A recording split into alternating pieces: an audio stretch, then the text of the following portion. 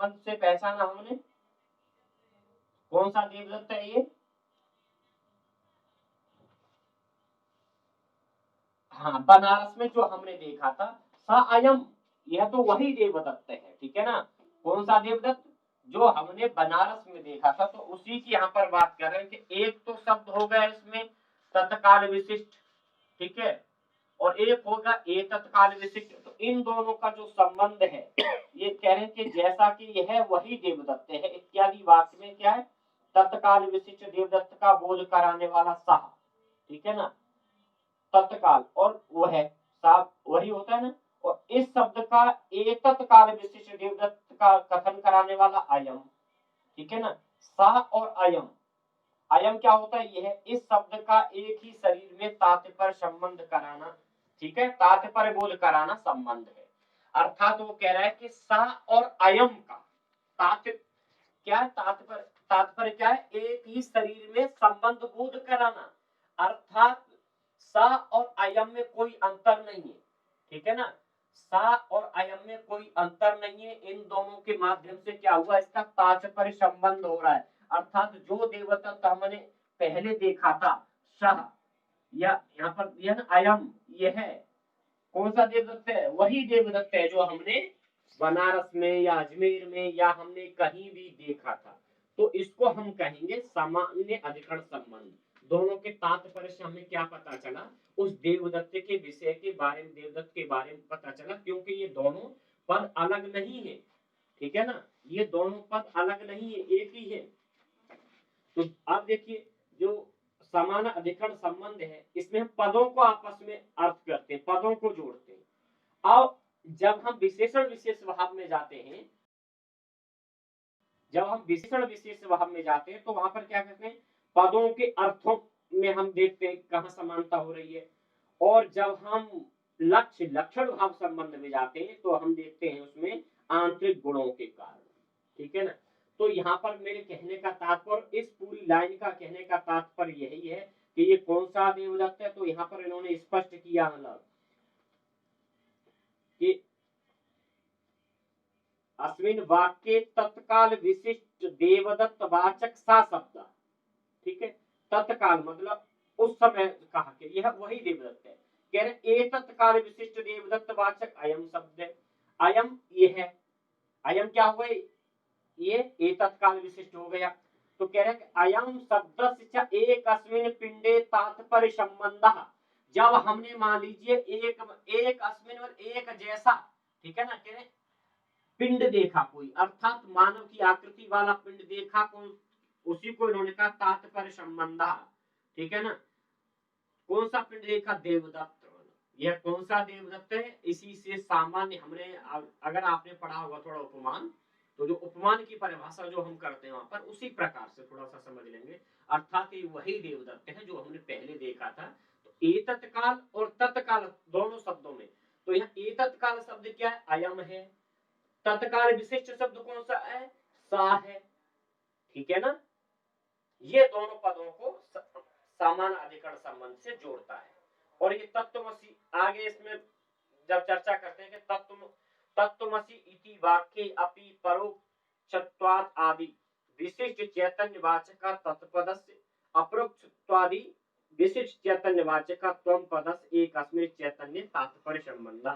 दोनों में अब देखिए यहाँ पर दो शब्द हो गए, एक तो हो गया, दोनों में क्या कर रहे हैं?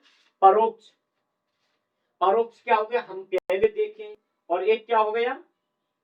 अपरोक्ष, ठीक है ना। तो दोनों को जब हम शब्दों को जोड़ते हैं, तत्व और एतत्व को, तो हमें किसका ज्ञान होता है? उसी देवता का जो पिंड है, तात्पर्य संबंध, दोनों का हमें एक ही वस्तु के बारे में, एक ही प्राणी के बारे में, एक ही का हमें ज्ञान हो रहा है। वो दो पदार्थ अलग नहीं है, दो जीव अलग नहीं है, ठीक है ना। तो तात्पर्य ये समान अधिकरण संबंध है। और यहाँ पर थोड़ा सा तत्वमसी के आधार पर इन तीनों को अलग करते हैं, क्योंकि इसमें भाग लक्षण आगे वाले में दिया, उसका भी भाव बताया है। लेकिन सबसे इंपोर्टेंट है कि अगर यहाँ पर क्वेश्चन आ जाए कि समानाधिकरण ये किसके भेद है, तो तत्वमसी के करके करते हैं, ठीक है।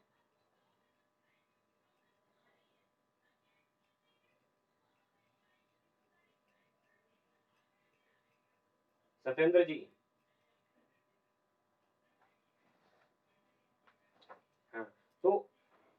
समझ में आया? एतत् और तत्, एतत् काल विशिष्ट और तत्काल विशिष्ट शब्द कौन कौन से, बस अगर इतना आपको पता चल गया फिर कोई प्रॉब्लम नहीं है, ठीक है ना। अब बताइए एतत् काल शब्द इसमें कौन सा है? हाँ ठीक है, और तत्काल विशिष्ट शब्द कौन सा है?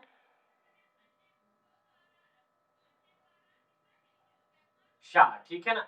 हाँ यही बोला, अगर इसमें पूछेगा सामान्य अधिकरण, सामान्य समान अधिकरण वाक्य ये तत्काल विशिष्ट शब्द कहा, तत्काल विशिष्ट शब्द कहा, ऐसे करके पूछेगा तो ये चीज हमें वहां कंफ्यूज करती है। बस इसमें से जब ब्लैंक इतना ही आता है और कोई क्वेश्चन, बाकी तो ये बताया ना मैंने, उपदेश महावाक्य और बहुत बड़ा, इस पर तो पीएचडी लोग की है इसी वाक्य पर, ठीक है ना।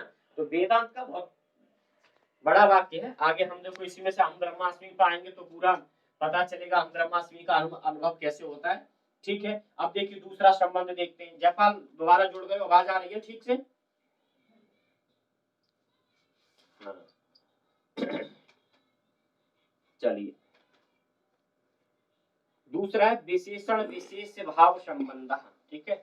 यहाँ कह रहे हैं कि यथा तत्रैव वाक्येशः शब्दार्थः तत्काल विशिष्ट देवदत्त शब्द, देवदत्तस्य अयं शब्दार्थ एतत् काल विशिष्ट देवदत्तस्य च अन्यो अन्य भेद व्यावर्तकया विशेषण विशेष भावः, ठीक है। अब देखिए यहाँ पर भी इन्होंने बहुत अंतर नहीं किया, विशेषण में कह रहे हैं कि जैसा कि उसी वाक्य में सह वो है शब्द का अर्थ तत्काल विशिष्ट देवदत्त के, अयम यह शब्दार्थ एतत् काल विशिष्ट देवदत्त के परस्पर भेद को दूर करने के कारण, ठीक है ना। अब बिल्कुल कुछ नहीं इसमें नया किया, इन्होंने कहा कि तत्काल शब्द के और एतत् काल शब्द के दोनों में जो भेद है, ठीक है ना, उस जो भेद के परस्पर भेद को दूर करने के कारण विशेषण विशेष भाव संबंध है। हम अब विशेषण विशेष भाव में किसे कहें कि जो दोनों में हमें भेद प्रतीत हो रहा था एतत् शब्द से और तत् शब्द से, उन दोनों का जो हमने भेद दूर किया वो क्या है? विशेषण विशेष भाव संबंध, ठीक है ना। विशेषण विशेष भाव संबंध क्या है कि एतत् में और तत् में कोई भेद नहीं है, इस बात का, ठीक है, इस अज्ञान का निवारण हुआ, वो विशेषण विशेष भाव है। क्योंकि हम वहां पर विशेषण विशेष भाव कब, विशेषण का प्रयोग कब करते हैं, ठीक है ना। विशेषण का प्रयोग उसी वस्तु को मतलब बताने के लिए करते हैं, उसकी विशेषता बताने के लिए करते हैं ना विशेषण का प्रयोग, या वस्तु को हम अलग करने के लिए। विशेषण क्या होता है? जब मान लीजिए आपके पास आप एज ए टीचर क्लास में पढ़ा रहे हैं, ठीक है, आवाज आ रही है ना दीपक? हाँ, जब आप मानी एज ए टीचर आप क्लास में अध्यापक पढ़ा रहे हैं, अब आपको आपके पास एक मोदकम है, एक लड्डू है, और आपको अपनी क्लास के एक बच्चे को किसी को देना है, तो आप कहेंगे बच्चे लड्डू ले, ऐसे तो नहीं बोल पाएंगे, तो हमें उसे विशेषण के द्वारा हमें अलग करना पड़ेगा।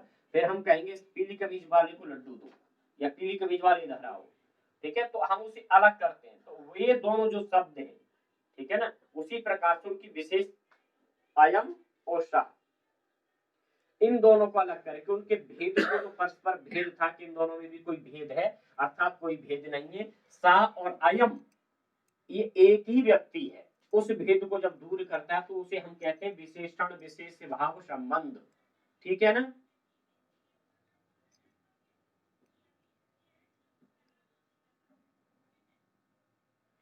और आगे इन्होंने इसी की परिभाषा थोड़ा तत्वमसी के बारे में भी चर्चा जब करते हैं तो कहते हैं कि अत्रपि वाक्य पदार्थ परोक्षत्वादि विशिष्ट चैतन्य त्वं पदार्थ अपरोक्षत्वादि विशिष्ट चैतन्य से अन्यो अन्योन्य भेद व्यावर्तकया विशेषण विशेष भाव, ठीक है। तो इसमें भी उन्होंने वही बात कही कि उसी प्रकार इस तत्वमसी वाक्य में भी तत्पद का अर्थ परोक्षत्वादि विशिष्ट चैतन्य के तम शब्द का अर्थ अपरोक्षत्वादि विशिष्ट चैतन्य के परस्पर भेद को दूर करने के कारण विशेषण विशेष भाव संबंध है।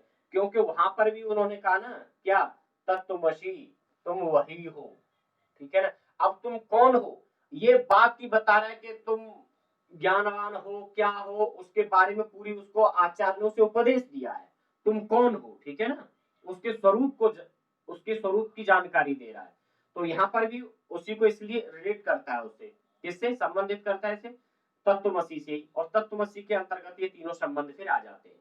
ठीक है, तो जब भेद को हम दोनों को दूर कर देते हैं कि सा में और ता में, ठीक है ना, वो अयम में कोई भेद नहीं है। ठीक है, एक ही तत्काल विशिष्ट है, एक तत्काल विशिष्ट शब्द है, दोनों में कोई परस्पर भेद नहीं है। इस जो हमारे अज्ञान का निवारण करता है वही क्या है, विशेषण विशेष भाव संबंध है।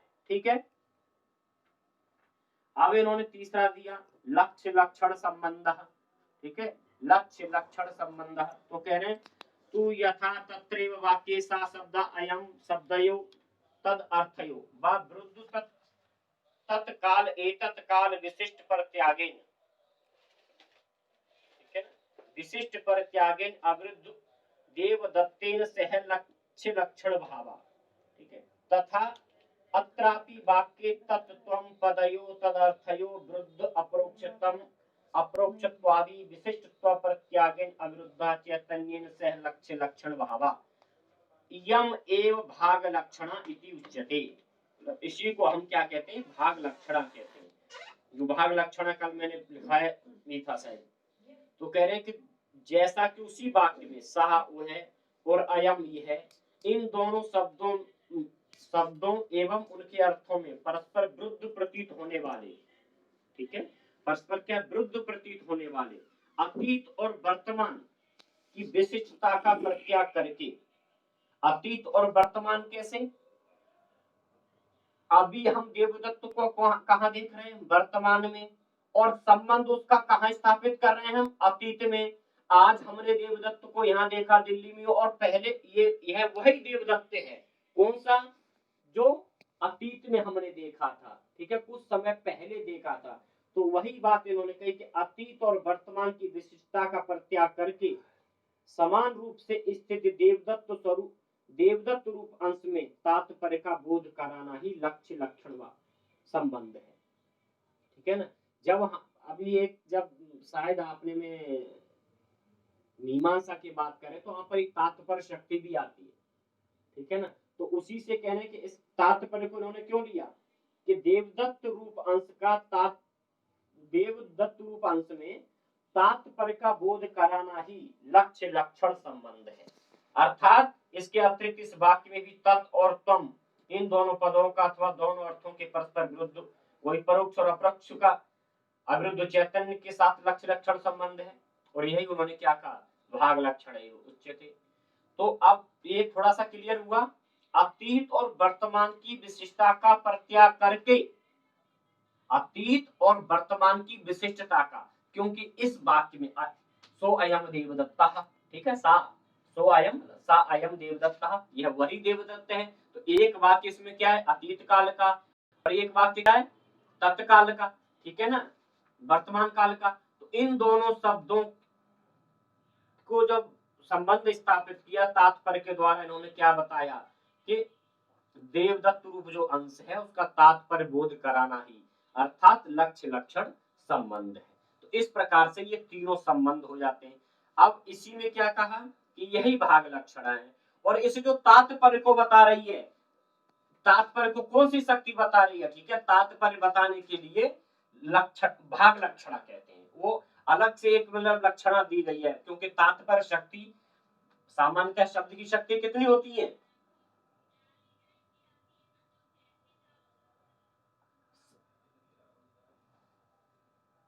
कितनी होती है शब्द की शक्ति, हाँ ठीक है। अभी मीमांसक जो मानते हैं वहां पर तात्पर्य शक्ति भी मानते हैं, ठीक है, इसलिए तात्पर्य के द्वारा ये बात बताई गई है, वहां पर लक्ष्य लक्षण वो भाग लक्षणा है, ठीक है, वो अलग एक शक्ति है भाग लक्षणा। और इसको भाग लक्षणा कोई दूसरा नाम क्या भाग लक्षणा का,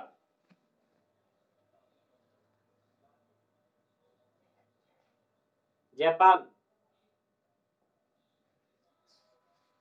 पानी दो जरा।